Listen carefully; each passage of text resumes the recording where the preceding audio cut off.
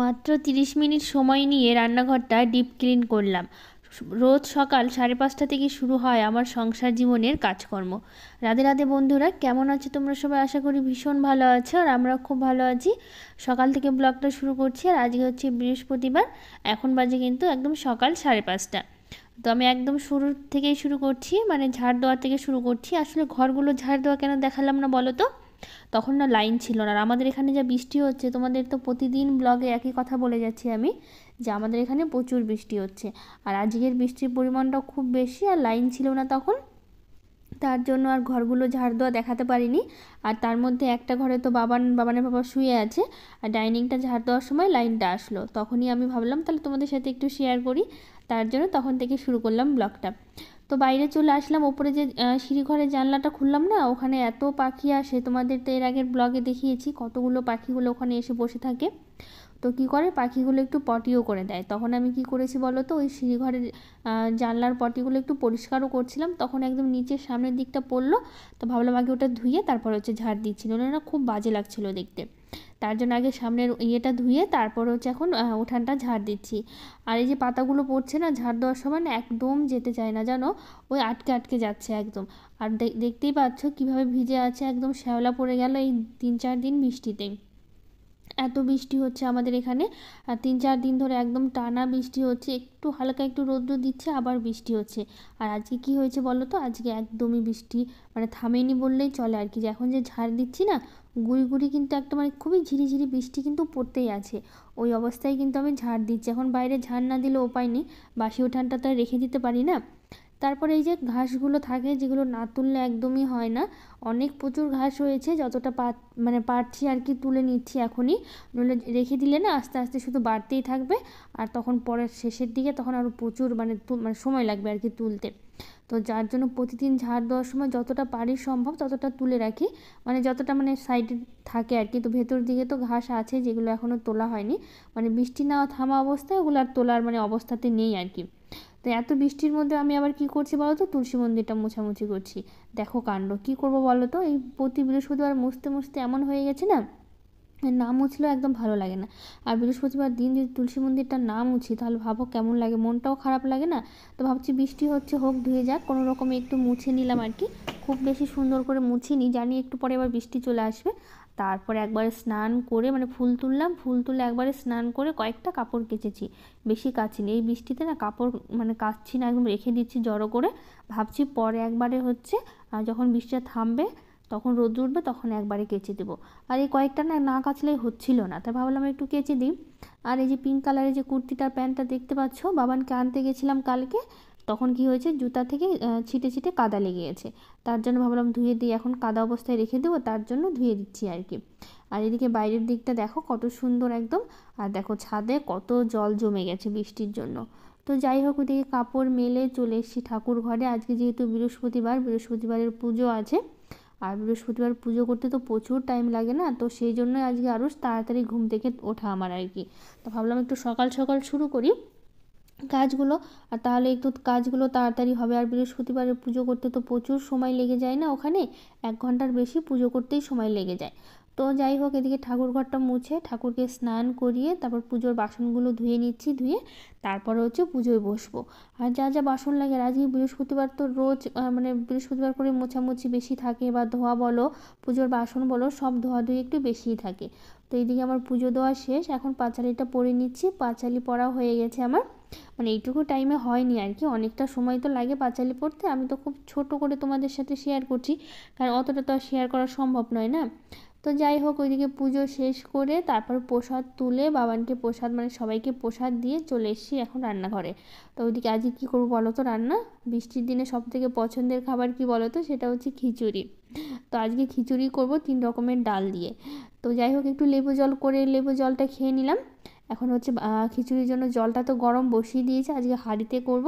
আর 3 রকমের ডাল, একটা হচ্ছে ছোলার ডাল আছে, মুসুর ডাল দেবো, আর হচ্ছে একটু মুগ ডাল আর কি। 3 রকমের ডাল দিয়ে আর সেদ্ধ চালের খিচুড়ি করছি।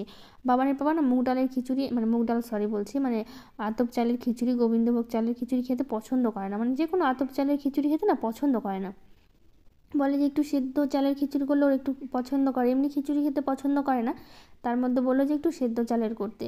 তারপর ভাবলাম আমি যে আমি যদি আতপ চালের খিচুড়ি করে দিই, তার মধ্যে আবার খেয়ে দিয়ে অফিসে বেরোবে, আর এই যে খেয়ে যদি খাওয়ার সময় যদি একটু ভালো মতন খেয়ে যেতে না পারে বা মনটা যদি শান্তি করে পেট যদি নাই ভরে, তো মন আমারও ভালো লাগবে না, আর যে খেয়ে যাবে তারও ভালো লাগবে না। তো ভাবলাম যাই হোক, আতপ চালের করছি না তো সেদ্ধ চালেরই করি। আর আমার খিচুড়ি খেতে কিন্তু বেশ লাগে, আর তার মধ্যে এরকম ঠান্ডা ঠান্ডা এত বৃষ্টি হচ্ছে বাইরে, এর মধ্যে খিচুড়ি খাওয়ার কিন্তু মজাই আলাদা। তো এইদিকে চাল ডালটা ধুয়ে লবণ হলুদ দিয়ে লঙ্কা দিয়ে বসিয়ে দিলাম, কারণ অনেকটা সময় লাগবে যেহেতু সেদ্ধ চালের না, আর তার মধ্যে ছোলার ডালও আছে, অনেকটা সময় লাগবে সেদ্ধ হতে। তা ভাবলাম একটু আম মুড়ি খাই, আর এখন আম চলছে, আর বেশি দিন তো আম নাই, আর কয়দিনই বা আম পাবো আর কি, আমের তো প্রায় শেষই হতে চললো। তো ভাবলাম এই কদিন যা আছে একটু আমটা খেয়েই নিই, আর এমনিতেও সকালবেলা করে খাই না, এই আমের কদিন ধরে না একটু সকালবেলা করে আম মুড়ি খাওয়াই হচ্ছে, বা এমনি আম কেটে খাওয়া হচ্ছে। তো আম মুড়ি খাওয়া শেষে এখন হচ্ছে পটলগুলো কেটে নিচ্ছি। আজকে খিচুড়ির সাথে করব পটল ভাজা, আর করবো হচ্ছে আলুর যে পাঁপড়গুলো ছিল, এর আগে তো তোমাদের দেখানো হয়েছে আলুর পাঁপড়ের ব্লগে আর কি, কীভাবে আলুর পাঁপড় দিয়েছি, তো সেই আলুর পাঁপড়গুলোই আছে, তো সেগুলোই হচ্ছে দিব। তারপরে হচ্ছে এই হচ্ছে এখন হচ্ছে একটু ভাজা মশলা করলাম আর কি খিচুড়িতে দেওয়ার জন্য। আর এখানে পাখিগুলো দেখো কী সুন্দর খেলছে, ওরা বৃষ্টির মধ্যে ঝিরিঝিরি বৃষ্টি করছে।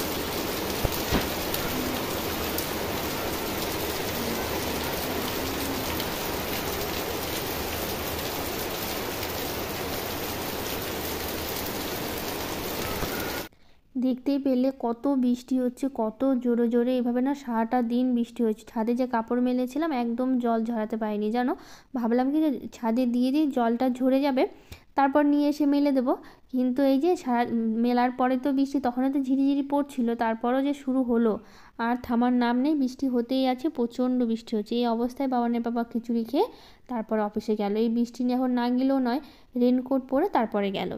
আর বন্ধুরা তোমরা যারা যারা আমার ভিডিওতে রোজ দিন হচ্ছে কমেন্ট করছো, তাদেরকে অনেক অনেক থ্যাংক ইউ আর অনেক অনেক ভালোবাসা। আর যারা যারা কমেন্ট করছে তাদের আমি একটা কথাই বলবো, তোমরা যদি চাও তোমাদের নামটা আমি হচ্ছে আমার ভিডিওতে নেই আর কি, আমার রোজ দিন ব্লগে, তাহলে আমাকে কমেন্ট করে বলো যে তোমাদের নামটা যদি আমি নেই, তো সেই হিসাবে আমি তোমাদের নামটাও কিন্তু আমি রোজ দিন ব্লগে তোমাদের শেয়ার করব আর কি। আর নামগুলোই নেব আর কি, কারা কারা আমাকে কমেন্ট করছো, আর এমনভাবে আমাকে ভালোবাসা দাও। আর তোমাদেরকে অনেক অনেক ভালোবাসা, যারা আমাকে এত সুন্দর ভালোবাসা দিচ্ছ আর এত এত কমেন্ট করছো, তাদেরকেও অনেক অনেক ভালোবাসা তোমাদের আমার তরফ থেকে তোমাদেরকে। তো যাই হোক, এদিকে খিচুড়ি হয়ে গেল, তারপরে হচ্ছে এখন পটল ভাজা করছি, পটল ভাজাও হয়ে গেল, তুলে নিলাম কিছুটা, আর কিছুটা বাকি আছে। আর এদিকে তো পাঁপড়টা তো ভাজা হয়ে গেছে, প্রথমেই দেখে নিয়েছো তোমরা। তারপরে হচ্ছে এখন রান্নাবান্না তো একদমই শেষ কমপ্লিট, তারপর হচ্ছে এখন মোছামুছি করছি। তারপরে হচ্ছে এই গ্যাসটা মোছা হয়ে গেলে না ওদেরকে আবার খেতেও দিয়ে দেবো। আর গ্যাস না মুছলে না আমার একদম ভালো লাগে না, একদম লেগে লেগে থাকে না, মানে যেই রান্না করি একদম তেল মশলাগুলো একদম পরিষ্কার, রান্নাঘরটা পরিষ্কার না থাকলে আমার মনটা একদমই খুঁতখুঁতে করে। তো এইদিকে হচ্ছে রান্নাবান্না শেষ করে যে কটা বাসন ছিল সে কটা মেজে নিচ্ছি এখন। কয়েকটাই বাসন হয়েছে, যেহেতু শুধু খিচুড়ি করেছি না, বেশি বাসন আজকে আর জমেনি, কয়েকটাই বাসন হয়েছে।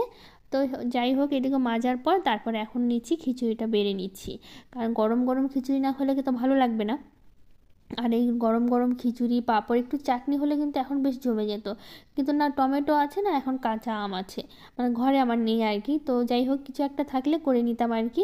তো এইদিকে আমি খিচুড়িটা 3টা থালায় বেড়ে নিচ্ছি, তো 3জনকে দিয়ে দেবো। এদিকে হচ্ছে বাবানের পাপাকে দিব, আর হচ্ছে বাবানকে দেবো, আর বাবানের ঠাম্মিকে দেবো আর কি। তো 3জনকে হচ্ছে দিয়ে দেবো আর কি। আর তোমরা তো জানোই, কালকে ব্লগেও বলেছি যে আমার শাশুড়ি মা থাকে আমাদের এখানে, তো হয়তো ব্লগে তোমাদের সাথে আমি শেয়ার করি না আর কি, দেখানো হয় না। তো উনি তো চোখে দেখতে পারে না, হাঁটতে পারে না, তারপরে সেরকম হাঁটতে পারে না আর কি, ধরে ধরে নিয়ে যেতে হয়, আর খুব একদমই চোখে দেখে না, দুটো চোখই নষ্ট হয়ে গেছে। তো সেই জন্য সব কিছু আমাদের ধরে ধরে নিয়ে যেতে হয়, বাথরুম বলো, আগে তো প্রথম প্রথম নিয়ে যেতে হতো, এখন তবু একটু দেওয়াল ধরে ধরে যেতে পারে, তবু নিয়ে যেতে হয়, খেতে দিতে বসতেও সবসময় হাতে ধরে ধরে নিয়ে যেতে হয় আর কি। তো সবাইকে খেতে দেওয়া হয়ে গেছে, আর বাবানের পাপা কিন্তু এর মধ্যে বেরিয়ে গেছে। তারপরে আমি একটু খিচুড়ি খেয়ে নিয়েছি, অল্প করেই খেয়েছি, যেহেতু সকালে একটু আমুড়ি খেলাম না, তো সেরকম আর খিদে পাইনি আমার, তবু একটু খেলাম আর কি। গরম গরম খিচুড়ি না খেলে না ভালো লাগে না ঠান্ডা হলে। তো খিচুড়িটা তো কিছুটা অনেকটাই করেছি, দুপুরেও একটু হয়ে যাবে আর কি। তো সেই জন্য হচ্ছে কিছুটা তো রেখে দিলাম আর কিছুটা খাওয়া হলো। তো এখন রান্নাঘরটা পরিষ্কার করব। ওই যে কৌটাগুলো আছে না, রান্না করি যে মশলা তেল মশলাগুলো থাকে, ওগুলো যে রান্না করার সময় তেল মশলাগুলো উড়ে উড়ে যায়, যতই চিমনি চালাই না কেন তবু একটু হালকা তেল মানে এইদিক ওইদিক কিন্তু হয়েই যায় আর কি। চিমনি চালানোর পর খুব একটা হয় না, মানে একটু কম হয় পরিমাণে, কিন্তু হয় আর কি, হালকা তেল একটু লেগেই থাকে আর কি, দেওয়ালে বলো বা মশলার কৌটাতে বলো। এরকম একটু মাঝে মাঝে 15 দিন বলো বা মাসে একবার হলেও যদি একটু পরিষ্কার করা যায় না, তাহলে কিন্তু খুবই রান্নাঘরটা একদম ঝকঝকে চকচকেও থাকে আর দেখতেও ভালো লাগে, মনটা কিন্তু ভালো লাগে। আমার যে কোনো জিনিস পরিষ্কার হলো বা গোছানো হলো না, মনটা একদম শান্তি লাগে। তো যাই হোক, এদিকে সব মশলার কোটাগুলো একদম সুন্দর করে ভালো করে প্রথমে হচ্ছে লিকুইড যে বাসন মাজার সাবানগুলো হয় ওগুলো দিয়ে ভালো করে ধুয়ে নিয়েছি। ধুয়ে মানে প্রথমে একটু মেজে নিলাম, তারপর হচ্ছে ধুয়ে নিয়েছি। আর ভেতরে যেগুলো যেগুলো খালি ছিল কৌটা, ওগুলো একটু ধুয়ে নিয়েছি। আর যেগুলো তো ভেতরে ছিল আর কি, ডাল বলো মশলা বলো, সেগুলো ওপরে ওপরে ধুয়ে নিয়েছি। এরকম করে ওপরে ওপরে ধুয়ে নিলে কিন্তু কৌটাগুলো খুব পরিষ্কার থাকে। আর যখন আমরা জিনিসগুলো শেষ হয়ে যাবে, তখন যদি আমরা কৌটাগুলো ধুয়ে নিই, তখন কিন্তু মানে একসাথে দুটো কাজই হয়ে যাচ্ছে, পরিষ্কারও হয়ে যাচ্ছে। তো এইদিকে সব ধুয়ে রান্নাঘরটা পরিষ্কার করে নিয়ে আমি এখন একদম সব কৌটাগুলো একটু সাজিয়ে নিচ্ছি। সাজিয়ে নেওয়ার পর তারপরে এই সেলফটা একটু পরিষ্কার করে নেব। আর আমার কিন্তু 30 মিনিটের মধ্যে একদম সব কাজগুলো হয়ে গেছে, বেশি সময় লাগেনি। আর তার মধ্যে এখন শরীরটা একটু অসুস্থ আছে, তোমরা তো আগেই জানো যে মাথা ব্যথার জন্য আমি ওষুধ খাচ্ছি আর কি।